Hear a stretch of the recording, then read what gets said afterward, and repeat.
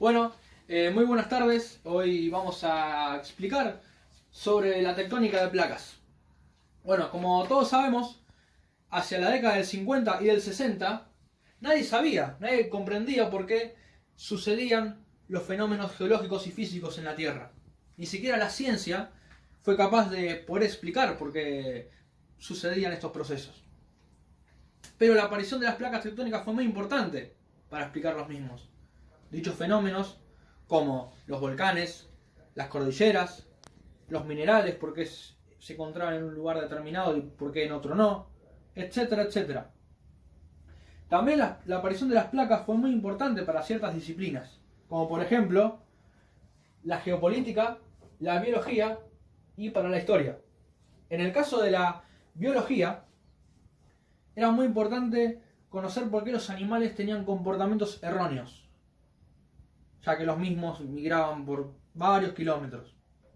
Para la geopolítica fue importante para recurrir a argumentos geológicos, políticos e históricos, también para pretender algún territorio. Y en el caso de la historia, fue importante para los imperios, o para los recursos de esos dichos imperios.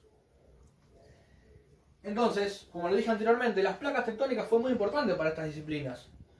¿Y qué son las placas tectónicas? Las placas tectónicas es una teoría derivada a través de varias ideas que sirven para explicar, o que sirvieron para explicar, el movimiento de la capa externa de la Tierra, generada por los mecanismos de subducción y expansión del fondo oceánico, y que a su vez trató de explicar y de comprender también por qué sucedían los fenómenos geológicos, como lo dije anteriormente: las cordilleras, los continentes, las cuencas oceánicas, variables de fenómenos, etcétera, etcétera. Bueno, también las placas tectónicas es un conjunto, o se le puede llamar como un trozo o un pedazo de litósfera, ya que no es lo mismo decir trozo, pedazo de litósfera o de corteza, ya que la diferencia es que la litósfera está conformada por corteza y por una pequeña parte del manto. Y en la litósfera hay dos placas fundamentales. Una es la placa continental y la placa oceánica. En el caso de la placa continental, está formada por una roca llamada granítica, que es menos densa que las rocas de la placa oceánica, ¿no? Ya que la placa oceánica está formada por basalto, que es mucho más densa que la roca de la placa continental, la mencionada granítica. Entonces, por eso se dice que la placa oceánica se hunde, por su densidad que tiene la roca.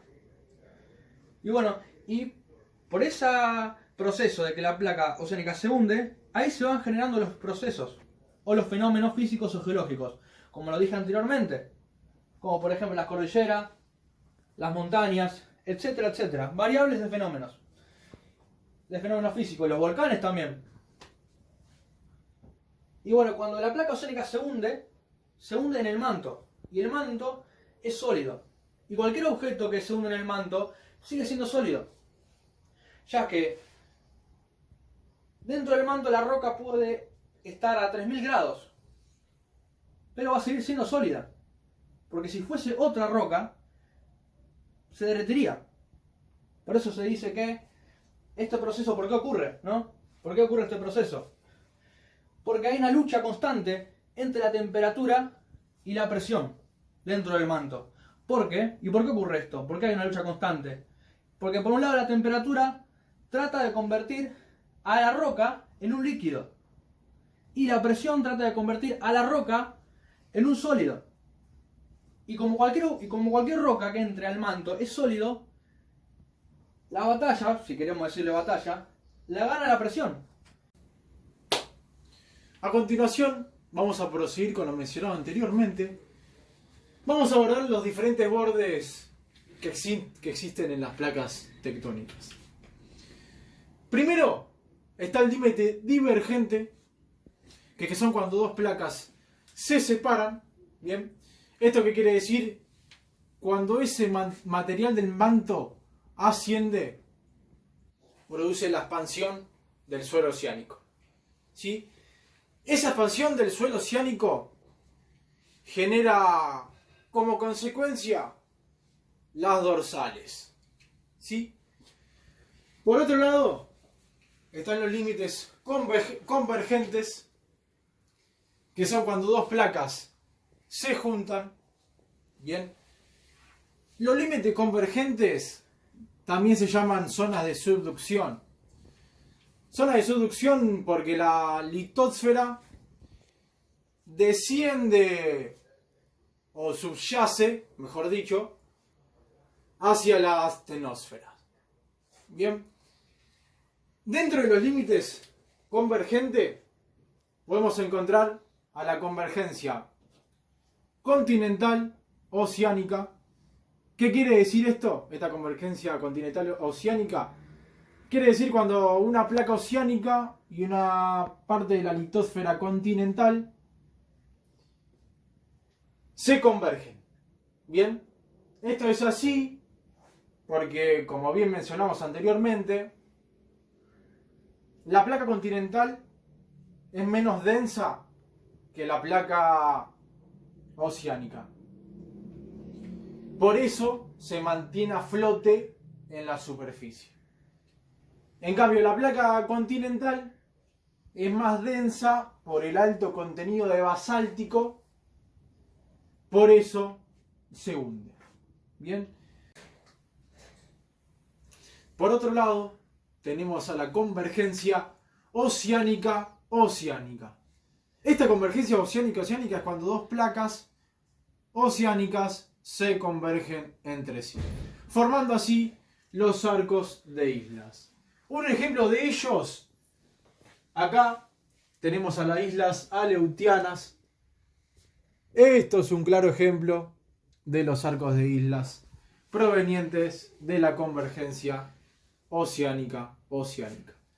Y por último, tenemos la convergencia continental-continental. Estas hacen referencias a la colisión de dos placas continentales. Esto quiere decir que una se apoya sobre la otra y acá se detienen los movimientos de convergencia. Por último, y como tercer límite, tenemos a los límites transformantes. Los límites transformantes es la separación de dos placas laterales. No se chocan en ningún momento, es decir, se desplazan. Acá en los límites transformantes se produce la fractura de la corteza oceánica. Es lo que se conoce, mejor dicho, como zonas de fracturas.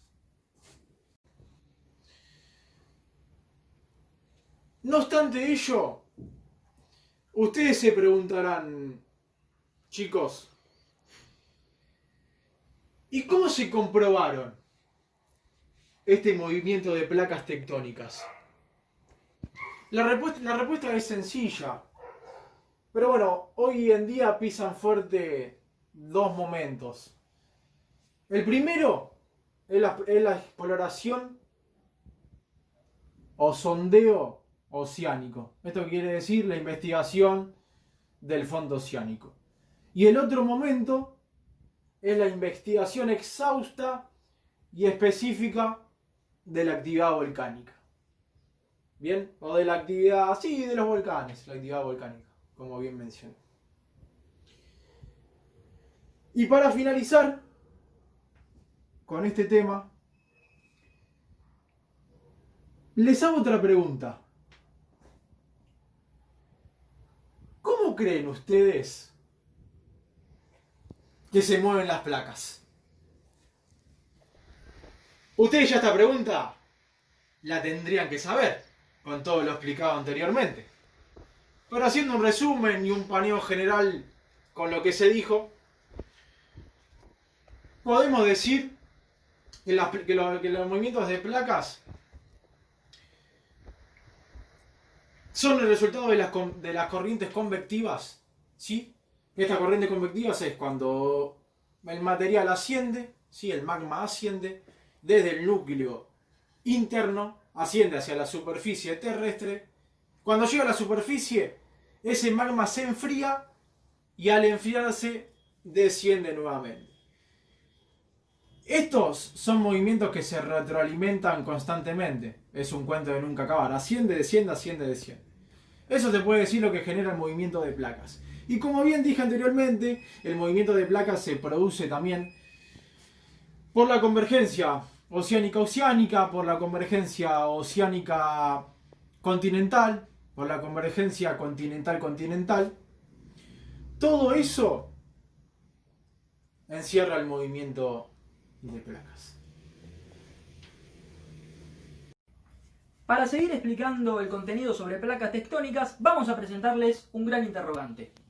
Y es este. ¿Qué utilidad tiene la isoterma de 1250 grados centígrados? Bueno, es que separa la astenósfera de la listósfera. Entre estas dos hay una delgada capa que sirve como lubricante, en donde ayuda a las placas continentales y oceánicas a deslizarse sobre la astenósfera. ¿Bien? Para que funcione todo este proceso hay un motor que es el de las corrientes convectivas, en donde hay una diferencia de temperatura entre el núcleo externo y la cercanía de la listósfera, donde las temperaturas son muy altas y hay una gran diferencia que a continuación se las voy a explicar. ¿Bien? Entre el manto y el núcleo externo, las temperaturas, escuchen atentamente, llega a 5000 grados centígrados. Y en los límites, ¿no?, del manto y el núcleo externo. Y en el límite entre la placa, entre la astenósfera y la listósfera, las temperaturas llegan a 2000 grados centígrados. ¿Bien? Entonces por eso hay una gran diferencia de temperatura y esto significa que hay una gran amplitud térmica. Bien. Esa diferencia de temperatura hace que el material que está entre el manto y el núcleo externo ascienda. Al ascender se enfría y vuelve a bajar. Al bajar se calienta y vuelve a ascender. Y así es un proceso muy sucesivo. ¿Bien? Hasta que llega un punto de la listósfera en donde ese material sube y se forma la placa A y la placa B, que es en donde explica el origen de muchos de los fenómenos de esta Tierra, como por ejemplo el origen de las montañas, el origen de los volcanes, por qué los recursos minerales están donde están. ¿Bien? Y ahora hay una gran pregunta que ustedes se preguntarán, valga la redundancia, y que yo también cuando estudiaba, chicos y chicas, me los preguntaba. Y es que,